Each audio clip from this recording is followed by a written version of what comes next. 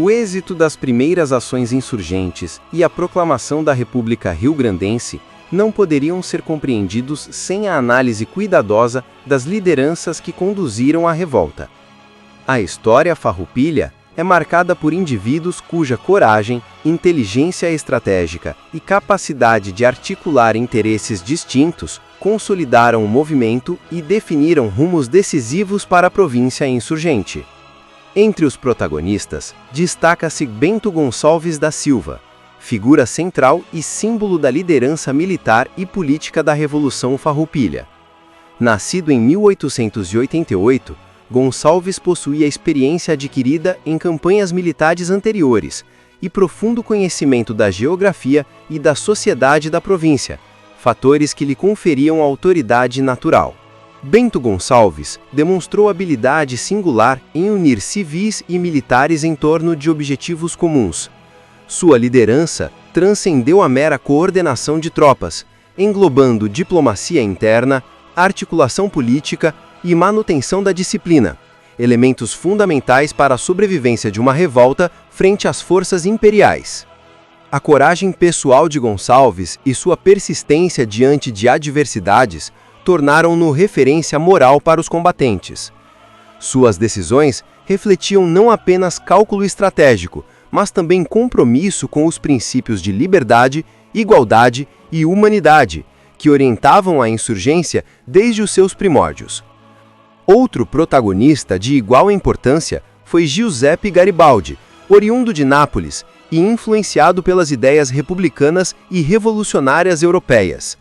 A presença de Garibaldi no Rio Grande do Sul trouxe experiência em guerra irregular, visão estratégica e simbolismo internacional, reforçando a dimensão política e militar do movimento Farroupilha.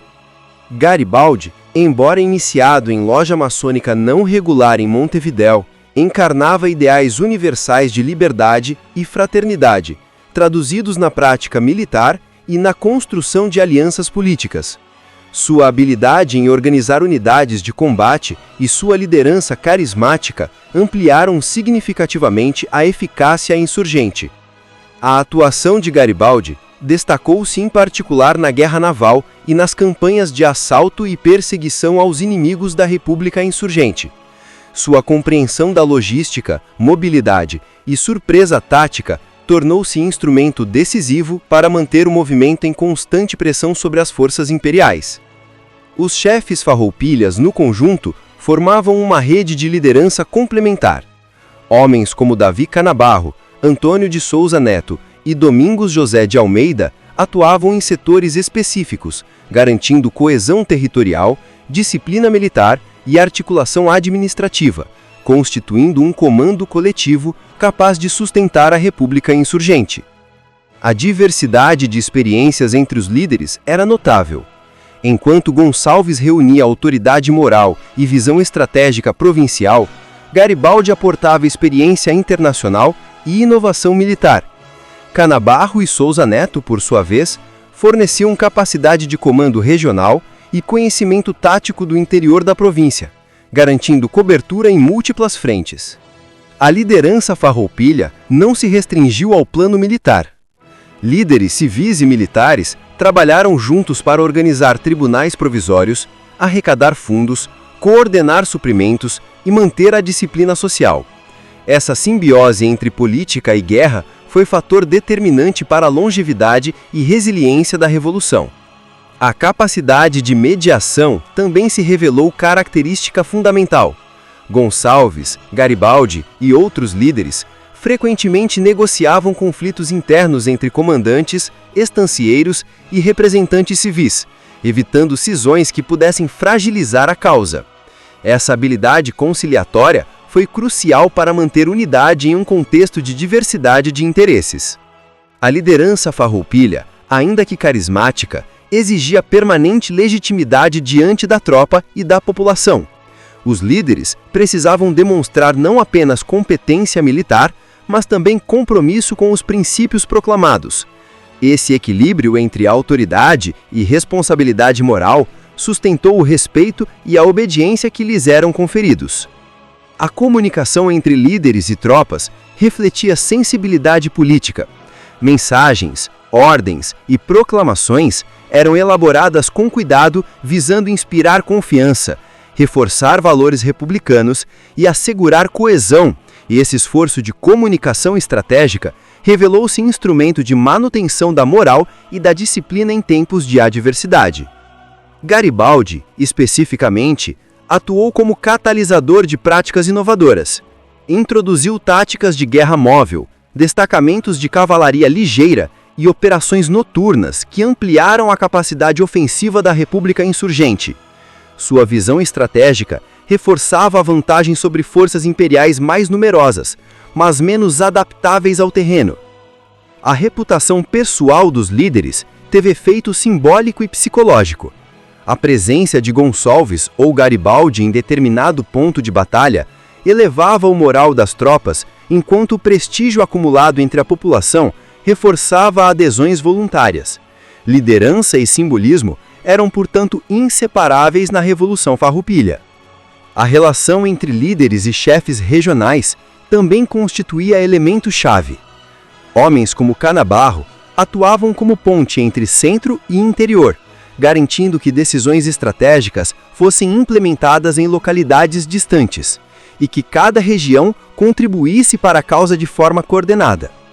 A liderança farroupilha compreendia ainda a dimensão diplomática. Negociações com repúblicas vizinhas, contatos com autoridades locais e articulações com aliados estrangeiros exigiam habilidade política refinada, capaz de conciliar interesses locais e estratégicos, mantendo a República insurgente em posição vantajosa. A manutenção da disciplina interna representava desafio constante. A diversidade de origem, interesses e experiência entre combatentes poderia gerar tensões. Líderes como Gonçalves e Garibaldi demonstraram capacidade de resolver conflitos, impor disciplina sem autoritarismo excessivo e garantir que a unidade fosse preservada, mesmo sob pressão. A liderança farroupilha também refletia valores éticos e ideológicos. A defesa de liberdade, igualdade e humanidade orientavam decisões políticas e militares, assegurando que a revolução não se reduzisse à simples busca de poder ou vantagem material. A coerência entre princípios e prática consolidou legitimidade moral. A interação entre líderes mais experientes e comandantes emergentes fomentava renovação estratégica e aprendizado contínuo. Jovens oficiais aprendiam com a experiência de veteranos, garantindo continuidade da liderança e capacidade de adaptação às mudanças do conflito, fator que seria crucial nos anos seguintes da guerra. As estratégias de liderança demonstravam percepção do ambiente geográfico, político e social. Cada decisão considerava características do território, disposição das tropas inimigas e adesão da população. Esse planejamento holístico evidenciava maturidade e visão de longo prazo, distinguindo a liderança farroupilha de simples comando militar. A coesão ideológica dos líderes consolidou-se frente às dificuldades. Pressões externas, derrotas temporárias e escassez de recursos não minaram a determinação de Gonçalves, Garibaldi e seus colegas. Ao contrário, tais desafios reforçaram a coesão interna e a disciplina, sustentando a resistência da República insurgente. A liderança farroupilha também incentivava a participação ativa de civis, fomentando compromisso e responsabilidade coletiva. A inclusão de diferentes setores da sociedade não apenas fortalecia recursos humanos, mas também consolidava a legitimidade da causa perante a população, reforçando a percepção de justiça e autonomia. Em síntese, o papel das lideranças na Revolução Farroupilha transcende o plano militar.